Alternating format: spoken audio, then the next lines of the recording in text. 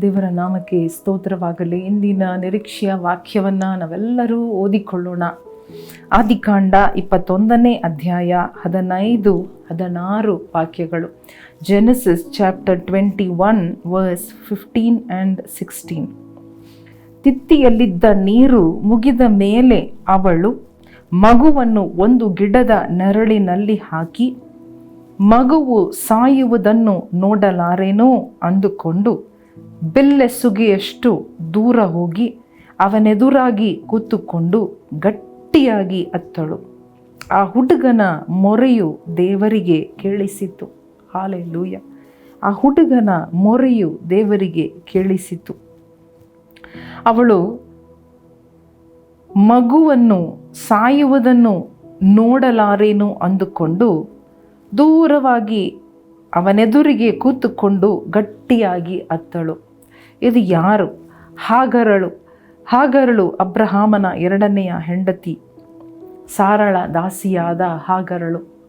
ಅವಳಿಗೆ ಇಷ್ಮಾಯೇಲ್ ಎಂಬ ಮಗು ಹುಟ್ಟಿ, ಆ ಮಗುವನ್ನು ಅಬ್ರಹಾಮನು ಮನೆಯಿಂದ ಅವಳನ್ನು, ಅವಳ ಮಗು ಹಾಗಾರ್ ಮತ್ತು ಇಷ್ಮಾಯೇಲ್ ಇಬ್ಬರನ್ನು ಅವರು ಅಡವಿಗೆ ಕಳಿಸಿದಾಗ, ಅವರು ಅಡವಿಯಲ್ಲಿ ಪ್ರಯಾಣ ಮಾಡುತ್ತಾ ಇರುವಾಗ ಅವಳು ತಂದ ನೀರು ಖಾಲಿಯಾಯಿತು. ಆ ತಿತ್ತಿಯಲ್ಲಿ ಇದ್ದ, ಆ ಬಾಟಲಲ್ಲಿ ಇದ್ದ ನೀರು ಖಾಲಿಯಾದಾಗ ಈಗ ಅವರಿಗೆ ದಾಹ, ಬಾಯಾರಿಕೆ, ಮಗು ಬಾಯಾರಿಕೆಯಿಂದ ಅರ್ಧ ಜೀವವಾಗಿದೆ, ಸಾಯುವ ಪರಿಸ್ಥಿತಿಯಲ್ಲಿ ಇದೆ.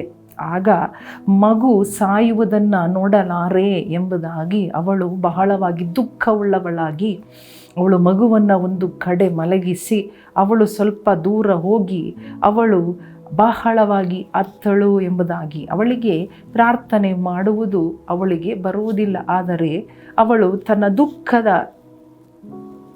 ಅಳತೆ ಮೀರುವಾಗ ಅವಳು ಅಳುತ್ತಾ ಇದ್ದಾಳೆ. She wept. ಅವಳ ಕಣ್ಣೀರನ್ನು ದೇವರು ನೋಡಿದರು. ಹಾಲೆಲೂಯ. ಅಂದರೆ ನಮ್ಮ ಕಣ್ಣೀರನ್ನು ನೋಡುವ ದೇವರು ಇದ್ದಾರೆ. ನಮ್ಮನ್ನು ಮಾತ್ರ ಅಲ್ಲ, ನಮ್ಮ ಕಣ್ಣಿಂದ ರಹಸ್ಯವಾಗಿ ಬರುವ ಕಣ್ಣೀರು. ಇವಳು ಇದ್ದಿದ್ದು ಅಡವಿಯಲ್ಲಿ. ಯಾವ ಮನುಷ್ಯರ ಕಣ್ಣುಗಳು ಕೂಡ ಇವಳನ್ನು ನೋಡಲು ಸಾಧ್ಯವಿಲ್ಲದ ಒಂದು ಸ್ಥಳದಲ್ಲಿ, ಒಂದು ಪರಿಸ್ಥಿತಿ, ಒಂದು ಇಕ್ಕಟ್ಟಲ್ಲಿ ಇದ್ದ ಹಾಗರಳ ಕಣ್ಣೀರನ್ನು ದೇವರು ನೋಡಿದರು. ಮಗುವಿನ ಮೊರೆಯನ್ನು ಕೇಳಿದರು. ಮಗು ಏನು ಮೊರೆ ಇಡುತ್ತಾ ಇದ್ದು, ಏನು ಶಬ್ದ ಮಾಡುತ್ತಾ ಇದ್ದು, ಅದು ದಾಹದಲ್ಲಿ, ತನ್ನ ಕಷ್ಟದಲ್ಲಿ, ಉಸಿರಾಟದ ತೊಂದರೆಯಲ್ಲಿ ಅದು ಮಾಡುವ ಆ ಶಬ್ದ, ಆ ಮೊರೆಯನ್ನು ಹಲ್ಲೆಲೂಯ ದೇವರು, ಪರಲೋಕದ ದೇವರು ಕೇಳಿದರು. ಹಲ್ಲೆಲೂಯ. ಇವತ್ತು ನೀವು ನಂಬಬೇಕು, ನೀವು ತಿಳಿದುಕೊಳ್ಳಬೇಕಾದ ವಿಷಯ ಏನು? ಹಾಗರಳ, ಇಷ್ಮಾಯೇಲನ ಆ ಅಡವಿಯಲ್ಲಿ ಅವರ ಕಣ್ಣೀರು, ಅವರ ಮೊರೆಯನ್ನು ಕೇಳಿದ ದೇವರು ಎಷ್ಟರ ಅಧಿಕವಾಗಿ ನಿಮ್ಮ ಕಣ್ಣೀರನ್ನು ನೋಡುತ್ತಾರೆ, ನಿಮ್ಮ ಮೊರೆಯನ್ನು ಕೇಳುತ್ತಾರೆ. ನಿಮ್ಮ ಮಕ್ಕಳ ಮೊರೆ, ನಿಮ್ಮ ಮಕ್ಕಳ ವಿಷಯ, ನಿಮ್ಮ ಮಕ್ಕಳ ಅವಶ್ಯಕತೆಯನ್ನು ನೋಡಿಕೊಳ್ಳುತ್ತಾರೆ ಎಂಬುದಾಗಿ ಯೋಚನೆ ಮಾಡಿರಿ. ಹಾಲೆಲೂಯ. ನಿಮ್ಮ ಮಕ್ಕಳು ಬದುಕುತ್ತಾರೆ, ನಿಮ್ಮ ಮಕ್ಕಳು ಸಾಯುವುದಿಲ್ಲ. ಯಾಕಂದರೆ ನಿಮ್ಮ ಕಣ್ಣೀರನ್ನು ದೇವರು ನೋಡುವವರಾಗಿದ್ದಾರೆ. ಹಾಲೆಲೂಯ. ನಿಮ್ಮನ್ನು ಕಾಣುವ ದೇವರಾಗಿದ್ದಾರೆ. ಇವತ್ತು ದೇವರು ಹೇಳುತ್ತಾ ಇದ್ದಾರೆ, ಯಾವ ವಿಷಯ ಮುಗಿದೋಯ್ತು, ಅಥವಾ ಯಾವ ವಿಷಯ ಇಲ್ಲ ಎಂಬುದಾಗಿ, ಅಥವಾ ಯಾವ ಅಡವಿಯಲ್ಲಿ ನೀನಿದ್ದೀಯಾ, ಯಾವ ಮರುಭೂಮಿಯಲ್ಲಿ ಇದ್ದೀವಿ, ಯಾವ ಸಹಾಯ ಇಲ್ಲದೆ, ಯಾವ ಮನುಷ್ಯರ ಸಹಾಯ ಇಲ್ಲದೆ ಒಂದು ವೇಳೆ ನೀನು ಇಡುವಂತಹ ಕಣ್ಣೀರನ್ನು, ಪ್ರಾರ್ಥನೆ ನನಗೆ ಬರುವುದಿಲ್ಲ, ಆದರೆ ನನ್ನ ಕಣ್ಣು ಮಾತ್ರ ಕಣ್ಣೀರು ಸುರಿಸ್ತಾ ಇದೆ ಎಂಬುದಾಗಿ ನೀನು ಇದ್ದರೆ ದೇವರು ನಿನ್ನ ಕಣ್ಣೀರನ್ನು ನೋಡುವ ದೇವರು. ಇಲ್ಲಿ ಹಾಗರಳ ಕಣ್ಣೀರನ್ನು ನೋಡಿದರು, ಮಗುವಿನ ಮೊರೆಯನ್ನು ಕೇಳಿದರು. ಕಣ್ಣು ಮುಚ್ಚಿ ಹಲ್ಲೆಲೂಯ ಅಳಬೇಕಾದರೆ ಹತ್ತು ಪ್ರಾರ್ಥನೆ ಮಾಡೋಣವ. ಓ, ನಿಮ್ಮ ಮಗು ನಿಮ್ಮ ತೊಡೆಯ ಮೇಲೆ ಮಲಗಿದೆಯಾ, ಹುಷಾರು ತಪ್ಪಿದೆಯಾ, ಅನಾರೋಗ್ಯದಿಂದ ನಿಮ್ಮ ಮಗು ನರಳಾಡುತ್ತಾ ಇದೆಯಾ? ಅಯ್ಯೋ, ನನ್ನ ಮಗುಗೆ ಟ್ರೀಟ್ಮೆಂಟ್ ಕೊಡಿಸಬೇಕು, ನನ್ನ ಮಗುಗೆ ಮಾತ್ರೆಗಳು ಕೊಡಿಸ್ಬೇಕು, ನನ್ನ ಮಕ್ಕಳಿಗೆ ವಿದ್ಯಾಭ್ಯಾಸ ಕೊಡಿಸಬೇಕು, ನನ್ನ ಮಕ್ಕಳಿಗೆ ಮದುವೆ ಮಾಡಿಸಬೇಕು. ಎಷ್ಟೋ ಅವಶ್ಯಕತೆಗಳು ಇದೆ. ನಾನು ಏನು ಮಾಡಲಿ ಎಂಬುದಾಗಿ ಒಂದು ತಾಯಿಯಾಗಿ, ಒಂದು ವಿಧವೆಯಾಗಿ, ಒಂದು ಅನಾಥಳಾಗಿ, ಒಂಟಿಯಾಗಿ ನೀನು ಬಿಡುವ ಕಣ್ಣೀರು ದೇವರು ನೋಡುತ್ತಾ ಇದ್ದಾರೆ. ಹಲ್ಲೆಲೂಯಾ. ನಿನ್ನ ಕಣ್ಣೀರು ದೇವರ ಕಡೆಗೆ ತಿರುಗಲಿ.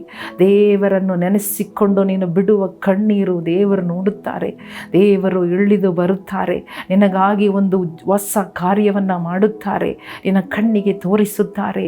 ಆ ಜೀವದ ಆ ನೀರಿನ ಬುಗ್ಗೆಯನ್ನು ನಿನಗಾಗಿ ತೆರೆಯುತ್ತಾರೆ. ಹೊಸ ಮಾರ್ಗ ತೆರೆಯಲ್ಪಡುತ್ತಾ ಇದೆ ನಿನಗಾಗಿ. ಹೊಸ ಮಾರ್ಗ, ನಿನ್ನ ಮಗುವಿಗಾಗಿ ಹೊಸ ಮಾರ್ಗ, ಹೊಸ ತಿರುವು. ಅಲ್ಲೇ ನೀರು ಅಲ್ಲೇ ನಿನಗೆ ಒದಗಿಸಲ್ಪಡುತ್ತಾ ಇದೆ. Oh thank you, thank you, thank you, thank you. ನಿನ್ನ ಕಣ್ಣಿಗೆ ದೇವರು ಆ ಒಂದು ಹಲ್ಲೆಲೂಯಾ ಪ್ರೊವಿಷನನ್ನು ತೋರಿಸ್ತಾ ಇದ್ದಾರೆ. ಆ ಸೋರ್ಸನ್ನು ತೋರಿಸ್ತಾ ಇದ್ದಾರೆ. ಎಲ್ಲಿಂದ ನನ್ನ ಸಹಾಯ ಬರುವುದು? ಓ ಆಕಾಶ ಭೂಮಿಗಳನ್ನು ನಿರ್ಮಿಸಿದ ದೇವರಿಂದಲೇ ನಿನ್ನ ಸಹಾಯ ಬರುತ್ತಾ ಇದೆ. ಹೊಂದಿಕೋ. ಹಲ್ಲೆಲೂಯಾ. ನಂಬಿಕೆಯಿಂದ ಓ ಕೃತಜ್ಞತೆ ಹೇಳು ದೇವರಿಗೆ. ಕೃತಜ್ಞತೆ ಮಾಡುತ್ತಾ ಹೊಂದಿಕೊಳ್ಳೋಣವ. ಎಸ್ ಲಾರ್ಡ್ ಅಪ್ಪ, ನಿಮಗೆ ಸ್ತೋತ್ರಪ್ಪ. ಅಂಥವರ ಜೀವನದಲ್ಲಿ ಒಂದು ಬದಲಾವಣೆ ಅಪ್ಪ.